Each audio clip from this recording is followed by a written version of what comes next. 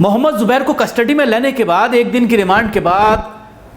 Court ने उसको 4 दिन की और पुलिस रिमांड पर दे दिया था। बचाव पक्ष के वकील रिमांड का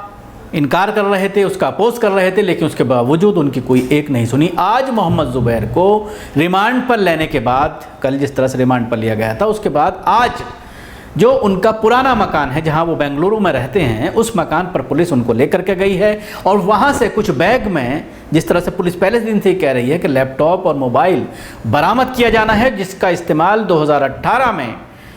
किया गया था, जिस वक्त ये ट्विटर पर पोस्ट डाली गई थी, जिसके लेकर के FIR दर्ज की गई है मोहम्मद जुबैर के खिलाफ। उस लैपटॉप और मोबाइल को शायद पुलिस ने बरामद कर लिया है और उसी के सिलसिले में गई हुई थी। आप टीवी स्क्रीन पर देख सकते हैं कि ये मोहम्मद जुबैर का बेंगलुरु वाला मकान है जिस पर पुलिस पहुंची है। 4 घंटे तक तकरीबन यहाँ पर सर्च ऑपरेशन चला है और उसके बाद कुछ सामान लेकर के एक बैग में पुलिसकर्मी जुबैर के साथ गाड़ी में बैठते हुए इस वीडियो में नज़र आ रहे हैं। और आगे की कार्रवाई को लेकर के क्या क्या हुआ, उसके साथ ही मैं बताना चाहूँगा कि इंटरनेशनल मीडिया में ये मुद्दा काफ़ी छाया हुआ है। न सिर्फ जुबैर बल्कि तीस तशीर तलवार को लेकर भी सवालात खड़े हो रहे हैं। अल जज़ीरा ने बाकायदा इस खबर को चलाया है और उस फ्री स्पीच के ऊपर सवालात खड़े किए हैं। जिस तरह से प्रधानमंत्री नरेंद्र मोदी अभी फ्रांस गए थे और वहाँ पर फ्री स्पीच की बात की थी, आज़ादी राय की बात की थी, लेकिन उसके बावजूद भारत में किस तरह से फ्री स्पीच के ऊपर लगाम लगाई जा रही है, उसको लेकर सवालात खड़े हो रहे हैं। अपने टीवी स्क्रीन पर देख सकते हैं, ये अल जज़ीरा पर बाकायदा जुबैर को लेकर बाकायदा एक खबर चलाई जा रही है और उसमें भारतीय सरकार को घेरा जा रहा है। और जिसकी वजह से ख़ासतौर से अरब कंट्रीज़ में, क्योंकि अल जज़ीरा अरबी चैनल जो है उस पर इस तरह की खबरें चलाई जा रही हैं, उसकी वजह से अरब ममालिक में लगातार विरोध देखने में आ रहा है। इसके अलावा अगर बात करते हैं जांच की, तो पुलिस का ये कहना है कि मोहम्मद जुबैर के सारे अकाउंट्स को खंगाला जा रहा है और कुछ खबरें ऐसी आई थी कि उनके अकाउंट में 50 लाख रुपये मिले हैं, जिसको नकारा गया था मोहम्मद जुबैर के वकील के ज़रिए या उनके संस्था के जो लोग हैं उनके ज़रिए। और उसके बाद इस पूरे मामले में बाहर से किस तरह के तार हैं उसको भी जोड़ने की कोशिश की जा रही है। तो काफ़ी मुश्किल भरा है मोहम्मद जुबैर, उनके जो चाहने वाले हैं उनके लिए, क्योंकि लगातार जिस तरह की चीज़ें दिल्ली पुलिस कर रही है और जिस तरह के एक्शन में दिल्ली पुलिस नज़र आ रही है, जांच के नाम पर जिस तरह की चीज़ें कही जा रही हैं, तो मुझे ऐसा लगता है कि जिस तरह की धाराएं अभी शुरू में लगाई गई हैं उसमें कुछ और धाराओं को ऐड किया करने की कोशिश है दिल्ली पुलिस की और उसी के तहत कुछ बरामदगी दिखा करके, कुछ चीज़ों को उसमें डाल करके, अकाउंट वगैरह की डिटेल्स डाल करके और बहुत सारी चीज़ें इसमें ऐड की जा सकती हैं। क्योंकि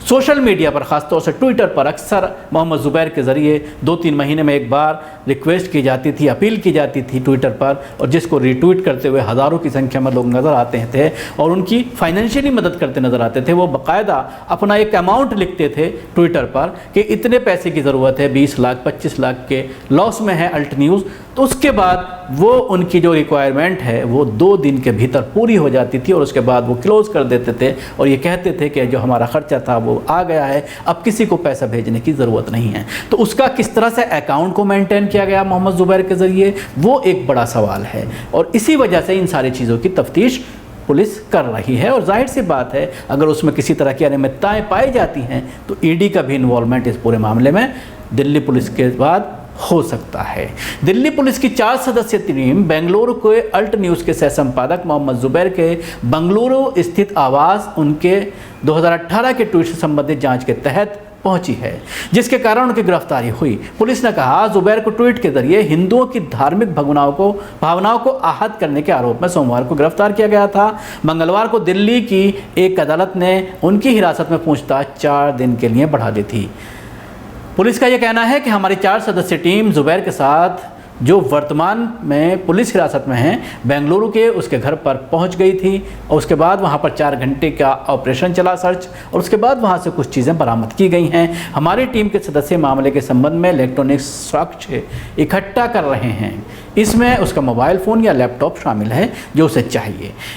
पुलिस ने बुधवार को कई बैंकों को पत्र लिखकर जुबैर के खाते और अन्य वित्तीय लेन देन के बारे में जानकारी मांगी थी। अधिकारियों ने कहा है कि तथ्य जांच वेबसाइट के सह संपादक द्वारा इस्तेमाल किए जा रहे हैं। मोबाइल फ़ोन को प्रारूपित किया गया है और इसमें मामले में संबंधी जानकारी नहीं है। पुलिस के अनुसार जुबैर ने कहा है कि उसने वो फ़ोन खो दिया जिसका कथित तौर पर आपत्तिजनक ट्वीट पोस्ट करने में इस्तेमाल किया गया था। इस बीच अज्ञात ट्विटर हैंडल जिसने ट्वीट को हरी झंडी दिखाई और शिकायत की, वे अब माइक्रो ब्लॉगिंग साइट पर मौजूद नहीं है। दिल्ली पुलिस ने सूत्रों ने कहा है कि पुलिस के अनुसार जुबैर के खिलाफ भारतीय दंड संहिता की धारा 153 धर्म, नस्ल, जन्म स्थान, भाषा आदि के आधार पर विभिन्न समूहों के बीच दुश्मनी को बढ़ावा देना और 259 धार्मिक भावनाओं को ठेस पहुंचाने के इरादे से किया गया जानबूझ और दुर्भावनापूर्ण कार्य के तहत मामला दर्ज किया गया है। तो आप अंदाज़ा लगा सकते हैं कि